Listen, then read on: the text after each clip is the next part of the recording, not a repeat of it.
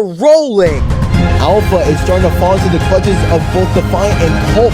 Blink closing in on Dart here through the first sector. Hawk has taken the lead back and is pulling away from Clear, and Magnum has fallen all the way back to dead last. They need to get by Black Rose for the overall silver. Passing opportunity for Zoro. They fake inside, go outside, and have the lead. Looks to the outside, now to the inside. It's not gonna happen. The new duo Bedlam and Magnum are your Season 2 champions.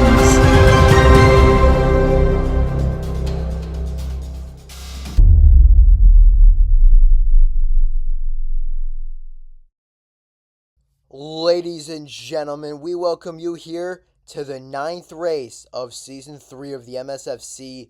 We have reached the home stretch of the season, and we are here at Cutlass Corner.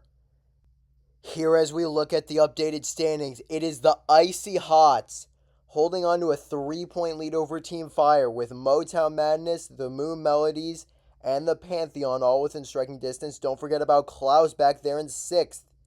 It is not over for those 6 teams. Some other teams, the Camel Hiders, Buccaneer Bounty, Cherry Bullets, with a big race here, big finish to the season, they can charge up into it as well. And also a lot to fight for in the individual standings. A lot on the line today at this new and very creative circuit. We'll see how it goes. We got Kazuki starting us off here for the home team. Kazuki was a rookie in Season 5 of the MSFL. They were selected 14th overall. Didn't do a ton, played a couple of team events, I believe, a golden relay and 4th place in a quathlon, so solid there. But they have been proven to be at least a serviceable individual marble in the MSFC. I believe their best individual finish was, I think, either 5th or 6th at Starlight Speedway in their last track, which is kind of strange given that Kazuki has lower endurance. Usually that means marble will get worse as the season goes on, but apparently not. Maybe it's a fake stat. Maybe everything is just RNG or Fire is rigging it in Electra's favor. Nobody knows. Through sector number 2, they got about, 38.05. That's a solid time, I think. Through that sector, they got just under 15 seconds in sector 1. Again, this is the first time we have seen this track, so don't really know how any of these times are going to stack up as qualifying goes on. Coming across the line there, and that's a 57.01 starting time for us. Not bad at all by Kazuki, I don't think, at least. Maybe that will prove to be the worst time of qualifying, you never know. But this is very definitely one of the longer tracks this season. We've got Chipper of the Camo Hiders. This is another mid-pack team, kind of in the same range as Buccaneer Bounty this season. Last season they were title contenders, but not here. Chipper, this is their first season on the Camo Hiders for the MSFC. Last season they were on Wyvern Rumble, which became Buccaneer Bounty, so kind of interesting there. I would say they were returning to their home turf, except Buccaneer Bounty didn't have this track last season because they weren't Buccaneer Bounty, so I don't know what I'm trying to say here. The lore just isn't there, and neither is speed for Chipper. They are 0.9 behind Kazuki going into sector number 3. Now, sector 3 is the fastest and least technical sector of them all, I would say. Lawn straightaway, sharp chicane, lawn straightaway, left turn. That's a sharper left turn, and then you got a much smoother left turn across the line. That is a 57.84. They actually did shave time off of Kazuki's 3rd sector, so it is purple in sector 3. That means the fastest out of anyone yet to run. Kinesis now, a top-tier speedster by all accounts. Haven't had an absurd amount of success in the MSFC, but for every single race they are in, they are very definitely a contender to get the gold. And that is proven already, a 10th ahead through sector number 1, which so far hasn't seemed like there's a ton of time to gain there, but apparently Kinesis was able to find what little there was, or at least some of it. Through sector 2 here, looking clean, a little bit of bouncing around there. This turn to the right isn't going to be super smooth, but it's still going to be just fine. Actually skips the guideline there on the wall, but it's fast enough anyway. That is 146 ahead of Kazuki. A little bit of a bounce off the wall there. That might have lost him purple in this sector, but regardless, it's going to be in the first place for Kinesis, and that is negative 1.92 seconds overall ahead of Kazuki, and purple in all 3 sectors. Nicely done by Kinesis. That's going to be a very respectable mark for anyone else to try and beat. Now we've got Lucifer for the Thanatons. This is a marble that is kind of just like, what if mediocre had a middle name and then you gave him really good speed? That is Lucifer. And I believe they've done all right. Goodness gracious, 6 alive, 124 ahead through sector number 1. That is a very fast time there. We're going to see how they do through the rest of these sectors if they can keep that lead. But that is very, very quick. Wow, that would be, let me think, that would be like a 13.6. Maybe like a 13.65 sector 1. That's a very fast time. Ooh, very slow through here, though. Losing it, and they are a full second back of Kinesis now. Wow. I do not know what happened there. I guess they just don't have. As the track opens up, they seem to be losing some time. So, around this final turn, that looked really weird, but I think it did actually save them time. How's this going to stack up against everyone else? Just barely ahead of Kazuki by 0.05 of a second. So, top 2 currently. Probably not going to end up being too horrendously incredible, though. Now we got Icarus, or Icarus, or however you want to say this name. Regardless, they have become somewhat of a legend so far this season. I believe 2 wins in like 2 of their first 3 races. I don't remember where they finished in the other one. Maybe it was 3 wins, actually. Let me check while Icarus does their run here. They are 100th ahead of the leader through the first sector. Check to see if Icarus has done anything productive in like the last year and a half. Here they go. They won Circus Circuit. It's also kind of interesting. They are very definitely the best rookie so far this season, and they're paired with perhaps the worst rookie this season, Arrow. Ooh, not a good second sector there. 3 seconds behind, but looking for some improvements there, perhaps. Okay, I believe Icarus, how on earth do you say that word properly? Goodness gracious, I am struggling. Alright, they've gotten 4th here. Not great. They did, however, go not third, purple in sector number 3, which is kind of random, but it works. Now we got Awaken of the Shadow Hunters, a marble who exists, and that is about all I can say about them. That's literally it. So, yeah. Awaken exists. They are 0.8-ish, back 0.78 through sector number 1. And I'm going to guess that sector 2 is going to be much, much worse, just because Awaken is kind of mid, or like worse than mid. I don't know. We'll see how it goes.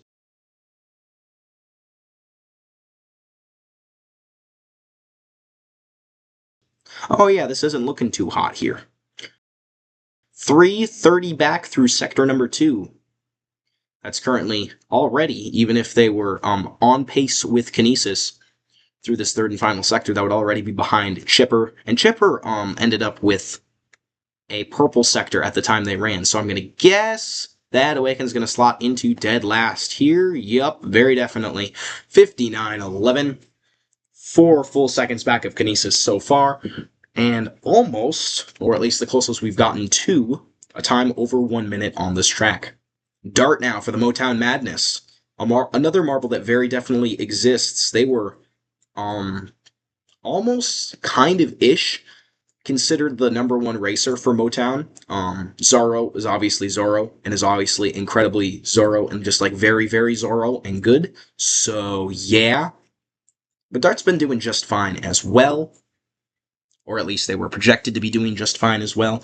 Up there competitive with Zorro, at least because of their accuracy. Their accuracy is very good. They're doing all right through this track thus far, but I don't think they've been doing too well overall in this season. Dart's one of those marbles that I have just not noticed. They've kind of just blended into the background regardless of if they were doing good or bad. And they're doing bad right now, actually. That is 3 full seconds behind through sector number 2. And this is going to be a 58. Yep, they do stay ahead of Awaken, not by a ton, but it is enough to slot into 6th place.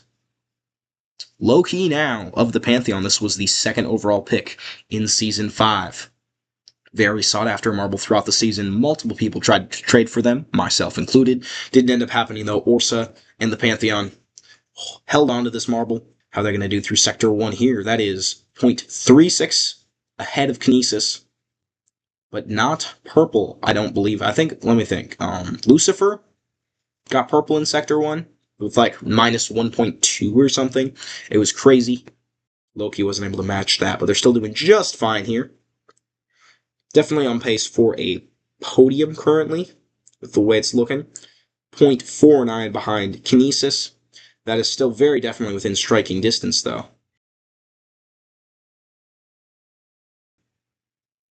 Another kind of a weird chicane. This isn't going to be great. Yeah, they aren't going to challenge Kinesis there. Might be able to get second from Lucifer. And no, they even slot behind Kazuki. Wow, 57-13. I was expecting it to be a little bit faster than that pace-wise, but I guess. Electra now, a marble that got their very first win this season. They've gotten, I believe, 5 silvers prior to that. And then I think it was Icy Mountain that they got the victory at finally. I can fact check that because I actually have the ability to do that. Yes, it was Icy Mountain, so congrats to them. That is 0.74 ahead of Kinesis through the first sector. And now, ladies and gentlemen, that was a really bad bounce there. But we get to be on pole watch. Electra is very definitely competent and capable of edging out Kinesis for pole position. I do believe Kinesis had, and still does have, the purple second sector, though. Same line, they just skipped the guide there, and they are still ahead, only 0.3 now. But this is very definitely a pole watch run. Let's see if they can keep it together in the third sector and knock Kinesis off the top spot. Here they go. Oh, this might be it. They need to beat 55.09. It's not going to do it. Oh, only 0.2 back. They lost 0.5, however, in the final sector. 55-32. That's very definitely going to be competitive for the top 4 in Q1, which would put them into the 2-lap shootout for pole position. But not quite able to get provisional pole. Now we have Opal, a marble that very definitely exists. I believe they were on Night Raid for this last season, and they did not do good, simply put. I don't remember exactly where they finished individually, but it was nothing great. Nothing great. I don't think nothing really even mediocre. It was just like, what if... I already used a bad joke with middle names and mediocrity. I don't know what to say about Opal. I don't like them a lot. They're not great. 1.3 back through sector number 1. Vibing their way through sector 2 now. Nothing crazy. They're just kind of existing. Clean through there, 2.8 back. And this line is going to be a little tricky, but probably going to take that turn decently well. Yup, carrying lots of speed through it. And this could be a fast third sector, actually. Hold on. Hold on. Let's see it. Not going to be challenging pole or anything. Nothing close to that. But this is going to be a 58-74. And that was a decently acceptable third sector, especially for a member of the Twilight Terrors, who unfortunately have not been doing very well this season. They're in dead last, I believe, with like 30-ish points. So nothing great. Magnum now, of Klaus, doing Magnum things for Klaus. Magnum, I believe, recently was traded. I think it was a trade to the Pantheon. I don't remember what it was for. Or maybe, no, I think it was a trade. Maybe Pantheon picked him up in free agency, but I don't believe so. Anyway, Magnum exists. This is going to be one of the last times they are wearing the uniform for Klaus, unless they end up back on Klaus for some reason. And they are 0.17 ahead through sector number 1. Remember, that is ahead of Kinesis. Not the best time out of anyone, because it is a green. If it is a purple split, that's the best time out of anyone. They lost 2 seconds in Sector 2. Alright, Magnum doing Magnum things. A high accuracy marble is good in the first sector, which is very accuracy-based in theory. Let's go. And this is not going to be a great time. It's going to be like a 57-5, 57-4-7. 6th place out of 11 currently, slotting in between Loki and Icarus. Not a bad showing for Magnum. Glaive now for the one and the only Moon Melodies. This is a very interesting team after Starlight Speedway. I think that's the name of that track. Whatever the Twilight Terrors track is, it was kind of epic. It happened, and Revo, Glaive's teammate, ended up winning. Glaive now going to have a lot of responsibility to carry after that. Currently, Glaive is 200ths ahead, at least they were through Sector 1. I don't know if they're going to be through Sector 2 here, though. This is very much looking slower than Kinesis was. This is going to be like a 38, and they're 1.5 back of Kinesis through sector number 2. Though a good sector 3 could gain some time and at least put them in top half contention for Q1. Here we go. Decent through the final couple of turns here. Last guide and across the line. That's a 56.76. Wow. Third place. Was not expecting them to do that well. But nicely done by Glaive. That knocks the hometown hero Kazuki out of the battle for pole. Home fans are a little disappointed about that, but it happens. Kazuki has been able to climb in the past, and they're definitely hoping that he will be able to do it once more. Now we have Blink, the ma'am, the myth, the legend. One of the greatest speedsters in MSFL so far. They're 0.8 ahead through sector number 1. This marble is even in the GOAT conversation in some people's books, or in most people's books, I guess. Icon often beats them out in that discussion, but I am one of those people who thinks, at least at this point, Blink is the greatest marble we have ever seen. They could get dethroned eventually, and they haven't been doing quite as incredible as they were earlier in their career, but still very definitely a capable marble, especially in the MSFC. They won the individual championship last season, and now they are looking to get pole position at this track, a good final couple of turns here, and they could dethrone Kinesis from the top spot. It's not going to happen. 56.26, that does slot them into third provisionally, behind only Kinesis and Electra, both also marbles that are very definitely in contention for best MSFC individual in this season. Now we got Vertigo of the Icy Hots. The Icy Hots exist, and they exist with Vertigo, and they exist with Nova in the MSFC, and they exist with a track, and at this point I'm just kind of rambling until they get through sector number 1, and that is 0.14 seconds ahead of Kinesis in sector 1. There have been lots of marbles that have been able to get faster than them in the first sector, however. The second sector was where Kinesis really did well. So you got to have an exceptional second sector as well if you want to stay within contention. Electro was able to pull that off. I think Blink was 2.